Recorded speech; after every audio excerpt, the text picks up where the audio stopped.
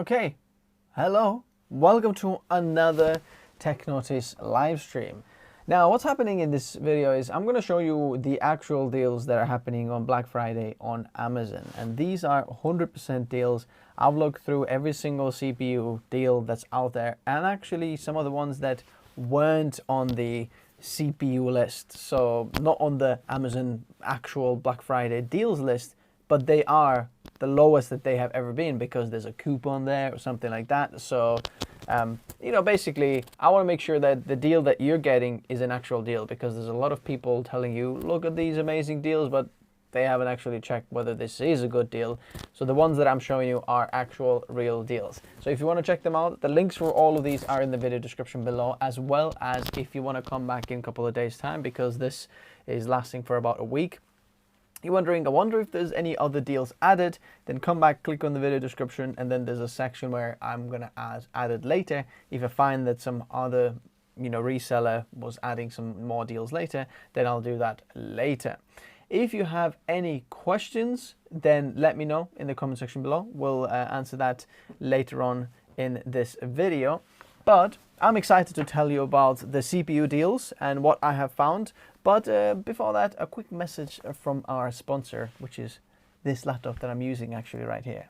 It's brought to you by Asus ProArt P16, the ultimate creator laptop that doesn't just look good, but lets you bring the workstation performance anywhere. Professional 16-inch 4K OLED display, AMD Ryzen 9 AI CPU, and NVIDIA RTX 4070 GPU, and that's just the beginning. Go check out our whole playlist about this device and the full overview in the video description below. Thanks Asus ProArt for sponsoring this part of the video.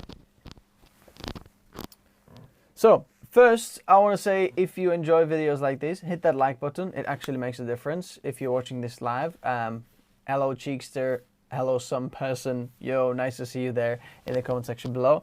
If you're watching this, hit that like button. It actually makes a difference. So, I want to show you some of the fake deals first, which are here. So you can see 60% off. Oh my goodness, that's a good deal. Let's take a look at the real deal. No, that, my friend, is about a $12 ripoff. That's what I would call it, okay? Look, 226, and then this here, 215. So about $11, $12 ripoff. That's what it is, okay?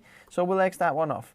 Look at that, Ryzen 7950X, 16 core, 33% off. You know this is amazing CPU. I've got it over there, and you're thinking, goodness me, finally, from $700 I can get it 33% off. Again, it is a ripoff. It's been $400 about a month ago. Okay, 2 months ago. 10th of September. That's like over $50 cheaper. So whatever the heck they're saying over here, it ain't a good deal, okay?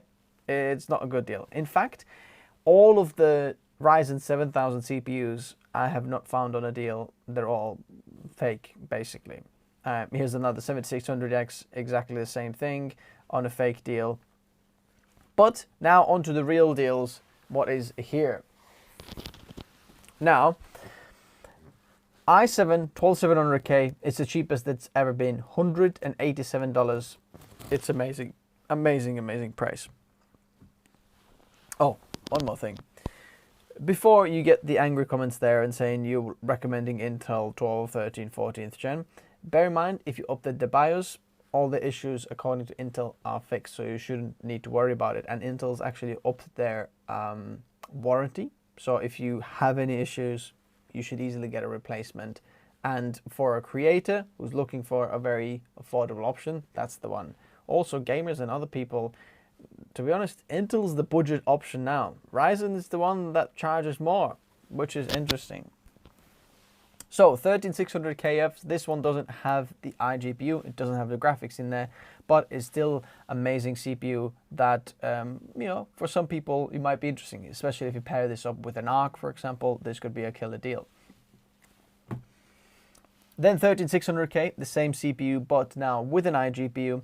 So if you want to pair this with any of the AMD Radeon GPUs, maybe some of the ones that I mentioned in a previous GPU live stream, then you can still get the Intel QuickSync, get amazing GPU, it's going to be fantastic.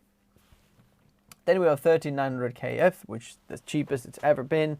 Then 5700X, it's a little bit of an older platform, so I'm not sure how many people are really interested in that one or getting, but perhaps if you already have maybe a motherboard or something like that laying around and you want to build like a, I don't know, home server or some kind of a different PC, then it could be interesting. 5600X is just over $100 now. It's, again, a little bit of an older one that I'm not so sure about, for example, but the 5700 is a little bit cheap as well. So these are all the AM4 sockets, so there's not that much upgrade path for that, but for some people who already have certain hardware, this might be interesting. Then we have a very odd one, 8700F, which is like the 8 series, which is kind of like a mobile version that's put in there.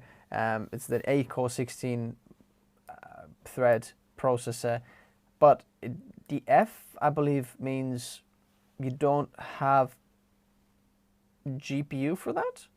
It's unlocked for overclocking, but it's a bit of an odd one there. I'm not sure what to think about that, but maybe that's for you. I mean, let me know if you think that.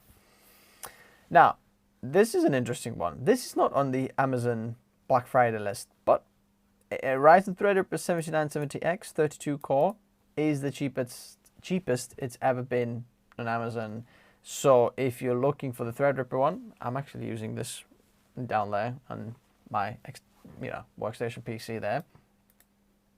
And if we're looking at that, it is the cheapest it's ever been. Look at that. You can see it's just slowly dropped down in price, which is interesting. Then we have the 3900K, which is not on any of the listings, but if you check the price, $399, $397, that's the cheapest it's ever been. I'm not sure why this is not on the Black Friday listing, but I wanted to check out some of the other good processors, but there we go. And then we've got the 13900K. You do have a coupon here. Make sure that you apply that one as well, but then you will get that even cheaper that this has ever been. 438, and what was this here? Okay, yeah, so basically 13900K and 14900K, there is about $25 difference, something like that, and I would say it's worth it. You get a little bit of a better memory, a controller with a 14900K, a little bit of better silicon, and so on. So, if you, by the way, want to check out any of these, the links are in the video description below, as mentioned before.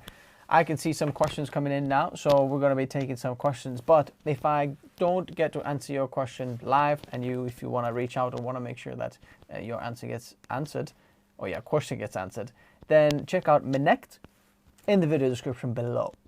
Okay? So,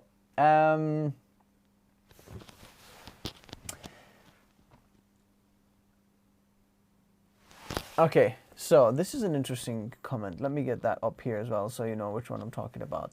So I've worked with Adobe Photoshop, After Effects, and custom built PCs, MacBook Pro, but now I'm in the deciding point to choose one to keep everything on one side. What would you suggest, Mac or PC? So this is an interesting one because depending if you need the portability, in terms of best bang for buck, the best performance for your money, it's going to be on the PC and workstation side, okay? And in terms of future upgrades, especially After Effects, adding more RAM, it's going to be cheaper on the PC side. If you need portability, then this guy over here, the M4 Max, is very hard to beat in these. In fact, Photoshop and After Effects, one of the best machines you can get, period, ever. But you're going to be paying a very high price point. The interesting thing is, the Mac Mini, the M4 Pro, that doesn't look as kind of inviting or as appealing to me. It's for that price, I think PC would be better. So what I would say is, if you really need the portability, then the M4 Max is ridiculous. The kind of mid-range Max, at that point, I'd say PC is better. Yeah, Mac is much more stable, Dennis is saying, absolutely.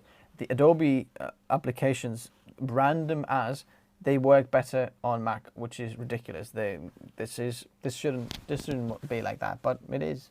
Okay, so thank you very much, guys, for watching. I'm going to be preparing for some other, you know, departments and other tech bits in here. If you're interested, stick around. If you don't like this type of video, go check out some other videos on the channel. But I'm very glad that you joined on the live stream. If you enjoyed this, hit that like button. It makes a difference, and I'll see you soon.